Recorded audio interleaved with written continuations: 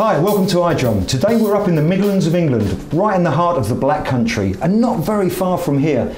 The legendary John Henry Bonham was born, lived, raised Jason Bonham, and had probably some of the best years of his life ever.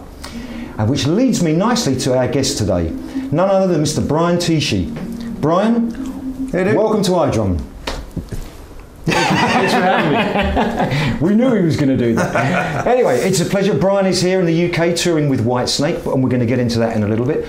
But first of all, I want to talk to Brian about the groove remains the same, which you attribute to the legendary John Henry Bonham. Yeah. What first inspired you to think, I really want to do this and I want to get, all these drummers involved in it? Was it like a drunken evening or something and you thought, what a great idea? Or? No, it really was, it was like, kind of like, I listen to Zeppelin all the time. They're my favorite band, and every so often, I think I went to like put a clip on Facebook or something, just like, let's throw a Bonham clip up there, whatever. Nice. And it was probably like Bonzo's Montreaux or something.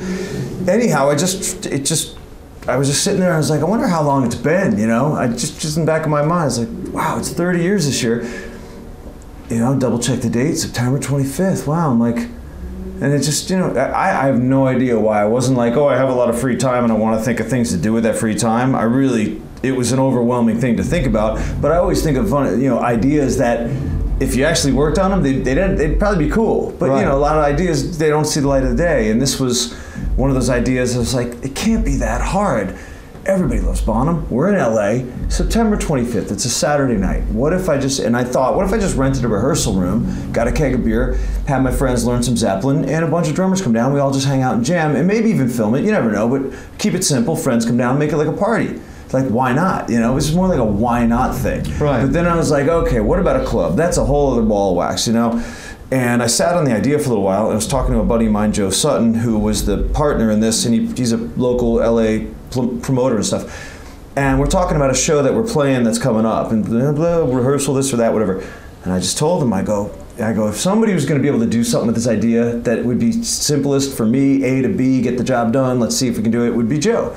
I told him, and he's like, that's a really good idea. And he goes, oh, some jackass promoters have the Key Club that night, have the this venue that he plays, does a lot of shows at.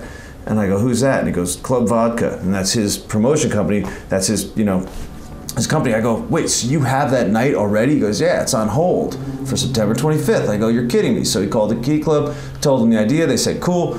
We started, talking about drummers and planning it out. And it went on for a few months, but the last like 6 weeks were pretty intense. The hardest thing was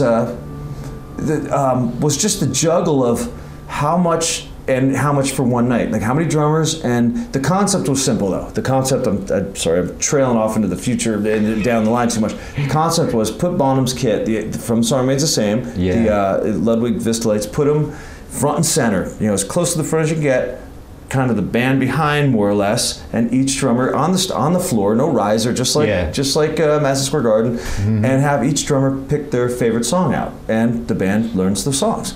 And I was like, it just seems fun, and it seems like a true tribute.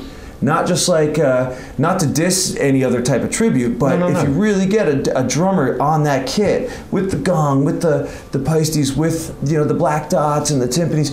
Oh, the front head. Yeah. In the front, just if you get on there, and it was great watching all the drummers come in, whether it was Abe LeBoy or Chad Smith or Jimmy Deanna, sit down and hit the start playing the drums, going because we also wanted to sound good. We had no monitors on stage. We had one monitor for the vocalist. There was no monitors, nothing. We played off each other. We played off of the volume of the drum kit. I wanted the acoustics on the stage to be, all based around the sound of the drums. Right. So, we put a lot of thought into the sound of it. There was no hole in the bass drum. We tuned everything tight. We really, took time with that stuff, and everybody had a great time. And it was the concept was pretty simple, and the end result was the first night on that, on the night the Bonham family was there, September 25th. A lot of people kept talking about us, so we booked 2 more nights in January, back to back. That's where we hung out at the Galaxy on January 13th. And of the 18 drummers from the first night, 16 made it back to the next shows. So that right there said a lot to me. It said, everybody was willing to go out of their way to do this because it was so much fun.